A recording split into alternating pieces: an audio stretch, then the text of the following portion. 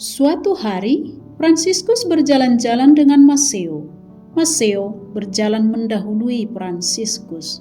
Ia sampai ke suatu pertigaan jalan, satu menuju Siena, satu menuju Florence, dan satu lagi ke Arezzo.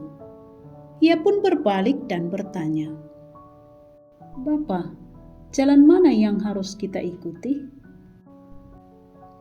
Jawab Fransiskus, "Jalan yang dikehendaki Allah," tanya Matteo. "Tetapi bagaimana kita mengetahui kehendak Allah?" Jawab Fransiskus, "Dengan tanda yang akan saya perlihatkan kepadamu. Saya memerintahkan kepadamu demi ketaatan yang suci, berputar-putarlah di pertigaan jalan itu seperti yang biasanya diperbuat anak-anak. Engkau tidak boleh berhenti berputar sampai saya menyuruh berhenti." Ia berputar-putar begitu lama sehingga berulang kali jatuh ke tanah karena pusing. Tetapi Fransiskus belum menyuruhnya berhenti. Setiap kali ia bangkit, ia berputar karena ingin menaati Fransiskus dengan setia. Ketika dia sedang berputar dengan amat cepatnya, Fransiskus berteriak, "Stop dan jangan bergerak." Fransiskus bertanya kepadanya, "Engkau menghadap ke jurusan mana?" Jawab Matteo, "Ke arah Siena." "Nah, itulah jalan yang dikehendaki Allah agar kita tempuh," jawab Fransiskus. Sepanjang jalan, Matteo amat bingung dan bertanya-tanya mengapa Fransiskus menyuruh dia berputar-putar seperti anak kecil di depan orang yang lalu lalang. Akan tetapi, karena rasa hormatnya kepada bapaknya yang suci itu, ia tidak sampai mengemukakan hal itu kepada Fransiskus. Ketika mereka mendekati Siena, penduduk kota itu mendengar bahwa orang suci itu datang. Mereka keluar untuk menemuinya. Karena hormat kepadanya, mereka pun membopong orang suci itu dan sahabatnya dan membawa keduanya ke tempat uskup. Kaki kedua orang itu tak pernah menyentuh tanah. Tepat pada saat itu di Siena sedang terjadi perkelahian dan dua di antaranya sudah terbunuh. Ketika Fransiskus tiba, ia berbicara kepada mereka dengan begitu mesra dan saleh, sehingga ia mendamaikan mereka satu sama lain dalam persatuan dan persahabatan yang utuh.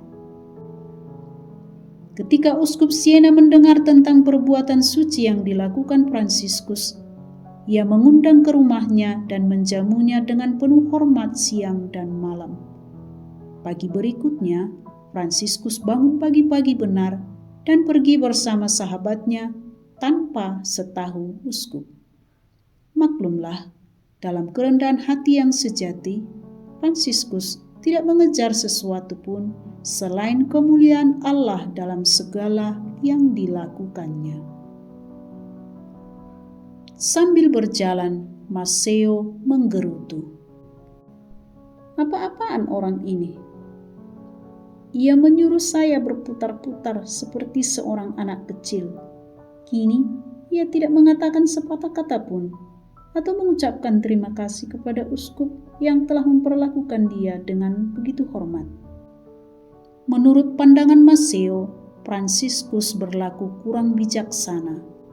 Akan tetapi, kemudian karena terang Allah, ia merenungkan soal itu dan mempersalahkan dirinya dalam hatinya. "Matteo, engkau terlalu sombong karena engkau mengkritik cara-cara Allah. Engkau pantas masuk neraka karena prasangkamu yang hampa itu." Kemarin saudara Fransiskus mengerjakan hal-hal yang begitu suci, sehingga andai kata hal itu dikerjakan oleh malaikat Allah, pasti tidak lebih mengherankan. Karena itu, bila ia menyuruh engkau melemparkan batu, engkau harus mentaatinya. Apa yang dikerjakan pada perjalanan ini adalah hasil karya Allah, sebagaimana tampak dalam hasilnya yang gemilang. Andai kata ia tidak mendamaikan orang-orang yang berkelahi itu, maka tidak hanya banyak orang yang kena belati, tetapi juga banyak jiwa yang tersesat ke neraka oleh si jahanam. Engkau tolol dan congkak bila engkau mengkritik peristiwa yang jelas-jelas sesuai dengan kehendak Allah. Semua hal yang dipikirkan Matteo sepanjang jalan diberitahukan pada Fransiskus oleh Allah. Maka Fransiskus menghampirinya dan berkata, "Pegang teguhlah segala yang baru saja kau pikirkan, karena semua itu baik dan menguntungkan, dan merupakan ilham dari Allah, sedangkan keluhan-keluhanmu adalah buta, sia-sia, sombong, dan merupakan hasutan si setan." Jelaslah bagi Matteo bahwa Fransiskus mengetahui rahasia hatinya, dan yakinlah dia bahwa roh kebijaksanaan ilahi memimpin Bapa yang kudus ini dalam segala yang dikerjakannya.